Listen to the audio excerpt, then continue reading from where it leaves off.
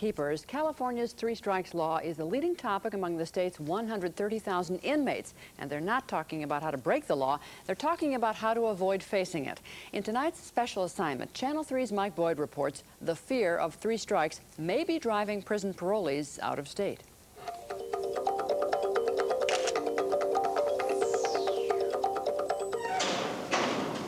Early morning freedom is only moments away for these prison inmates. They're among a group of 13 being paroled from Folsom Prison. They're anxious to leave these walls, but they're also afraid of California's crackdown on repeat criminals. Every day, you're always hearing, man, if I come back here on another beef, they're gonna strike me out.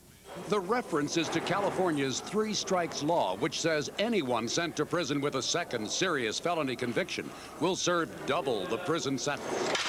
Commit a third felony, major or minor, and the sentence is 25 years to life. There's another hook. You must serve 80% of your new sentence, and all convictions must be served consecutively, one after the other. Want them off, and I'm moving to Wyoming. Why there? Laws are too tough here. But the inmates aren't just talking about three strikes. They're leaving town because of the law. I do not like California. Art Woodard has a family and a job in Texas. My intentions when I first came here was to parole out of state. Art Woodard will go to work for a nonprofit youth organization in Dallas, and he's not alone. There's a very definite pattern not only of inmates coming into California, but those wanting to get out. In 1985, 760 inmates left California for other states.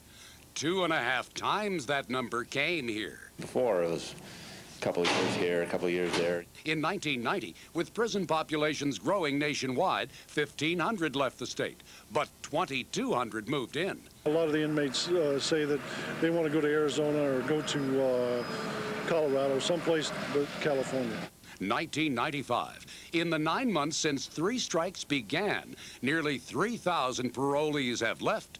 Parolees coming into California have shrunk to only 1,400. It's a combination of things. I think Vincent Schiraldi, an expert on criminal justice and a critic of three strikes, partly agrees. I think some people come out of prison and say, this is nuts. If I get caught with a rock of crack cocaine, or if I shoplift a can of beer, I could spend the rest of my life in prison, so I'm going to move out of the state. I think any of the major criminals who are really sociopaths, who are really not going to go in a straight and narrow, they're not the ones moving out of the state. I saw a very big change when the three strikes came out. What did you see? A lot of them are starting to think about, staying out instead of just saying, oh, when I get out, I'm going to get high on drugs and go out and rob somebody else. And they're also going to get out of California. Right. And go somewhere else where it's easier and don't have a three strikes. But others say there's a different reason for the parolee exodus, a lack of jobs for recently released inmates. There's a lot of different variables, population, and but I cannot tie it to three strikes. We have no data to directly tie it to the three strikes law. Data or not, some parolees about to gain their freedom talked openly of three strikes. Oh, I'm eventually going to leave California. This is a scary state, be three strike, to be out. This is it. Except a few repeat offenders say next time around they won't be taken. You're making them say, the hell with it. I'm going to shoot you. I'm going to blow this up. I'm going to get you before you get me, because I already know it's going to be 25 to life. Walk out this gate single file. From Sacramento, Mike Boyd, Channel 3 reports. Mike also reports that fear of three strikes also extends to county jails throughout the state. They're filled with three strikes candidates who demand their cases go to trial. They refuse to have their cases plea bargained and wind up with long prison terms. We're just now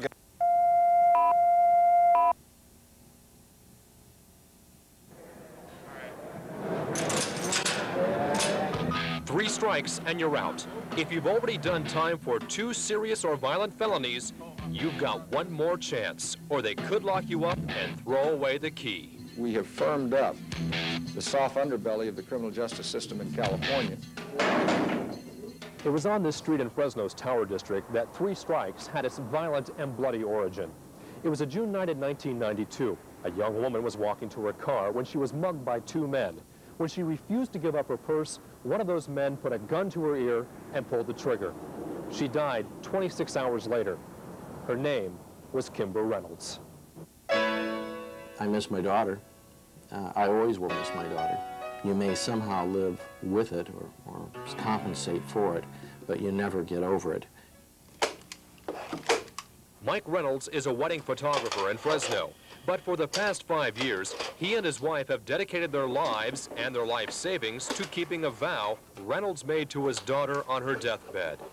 I made a promise to her that I would do everything I could to prevent this from happening to another kid. But it did happen to another kid. Not long after the death of Kimber Reynolds, a little girl named Polly Klass was snatched from her home in Petaluma. The killers of Kimber Reynolds and Polly Klass had spent their lives committing crimes and creating victims. Public outrage sparked approval in the State House and at the ballot box for the toughest mandatory sentencing law in the country. The author and driving force of 3 Strikes was and still is Mike Reynolds. The one who deserves real credit for 3 Strikes was the crime victim whose daughter was taken from him and who vowed to me when we first spoke about it that he would not simply suffer her loss in silence, that he would do whatever was necessary to see that the law was changed. Mike Reynolds, whom you will hear from shortly, made that difference. If I had to give 3 Strikes a grade in the last 3 years, it'd be an A+. According to Reynolds, 3 Strikes was designed to slam shut the 3 legal doors repeat offenders were waltzing through to their next victims. Under 3 Strikes, judicial indiscretion is restricted by long mandatory sentences. Time credits are cut. Inmates must serve 80% of their sentence, not half. And plea bargains are forbidden except in cases with a lack of evidence or in the interest of justice. The focus is keeping violent career criminals who commit the majority of crimes locked up longer. At some point you have to say this person's conduct is not going to change, and we really deserve his next victim to be giving them the break, not the criminal. Reynolds and other 3 Strikes supporters point to California's dropping crime rate as proof the law is working. But critics say the law is nothing more than a political slogan full of empty promises. And that's what I think is the most fundamentally corrupting piece of 3 Strikes. We promised what we knew we couldn't deliver, an easy, fast, cheap solution to a problem that has plagued every society in the history of Earth. Is this former state lawmaker right? Tomorrow night, we'll begin examining the impact of 3 Strikes on your safety. Warren Armstrong, Fox 40 News.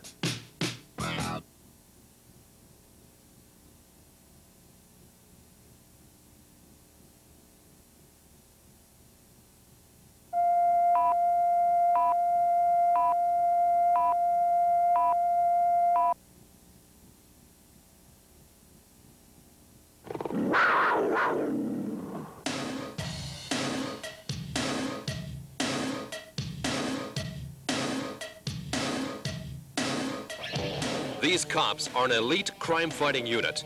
The Career Criminal Apprehension Team, or CCAT, consists of local, state, and federal crime fighters.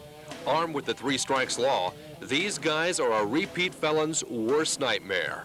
We get involved with some people that swear they're not going to prison for 25 to life. Sergeant Totosian says his team is meeting more resistance and aggression from the 2nd and 3rd strike candidates they're hunting. But these guys were caught sleeping, weapons at their side. They may not be quick, but when I questioned them about 3 Strikes, their hatred for the law came spewing out immediately. Governor Pete Wilson needs to be decapitated for making 3 strikes. It ain't right. 3 strikes and you take a life, that ain't cool. Ain't nothing about that cool. You know what I'm saying? Everybody up. You know what I'm saying? Everybody. Everybody in this room there. You know what I'm saying? Well, when I get to my 2nd strike, I'm not gonna give a no more. I'm gonna run around here like they did in LA. You know, man, my bulletproof vest, the armor, and I'm gonna be no limit. You know what I'm saying? Serious about that? Yes. Or are you just yanking my chain? Why would I yank your chain? If I don't have nothing to live for, if I know if I get caught for something else and I'm going to prison, why not kill off a couple of police or something? Go to prison worth something, just don't go for nothing stupid. As you just so plainly heard inside here, there will always be those who totally disregard the law and society. But supporters of 3 strikes are sure the law has a deterrent impact.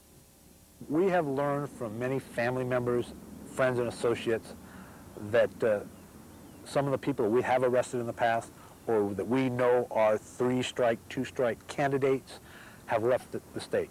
Tatojan believes the threat of 3 strikes has some career crooks reforming, while others are more likely to assist the cops with their investigations. But what we're really seeing is a different criminal now. They're changing their conduct. Since 1993, the year before 3 strikes became law, the state crime rate has tumbled more than 23%, and the 3-year decline in the homicide rate is at more than 30%. It's estimated 2,100 lives have been saved. People are alive today because of 3 strikes. It is not the sole reason that crime is down, but it is the major reason. I think most criminologists would at least agree that no definitive conclusions can be made based upon the current data. Mackillard and the think tank he represents have been constant critics of 3 strikes. Their recent study on the law's impact concludes it's not as effective as advertised. The report shows violent crime dropped nearly 3 times faster in states without a 3 strikes law. If it's having such a dramatic effect, then we should see it. We should see it when we compare it to these other states. We're not seeing it. Maybe so, but the Justice Policy Institute is using old data from 1994, the first year of the 3 strikes law in California. Still, others claim the drop in California crime is a result of crooks getting older and the state's economy improving. Mike Reynolds disagrees. As your crime goes down, your economy improves. You know, people don't go where it's not safe. The spin doesn't stop there on the crime rate. It's been on a decline for 17 years. Eisenberg is referring to a report on crime from the Legislative Analyst's Office. It shows overall crime peaking in 1980 with another increase 5 years later. Meantime, violent crime had been growing until 1993 because of a change in reporting procedures.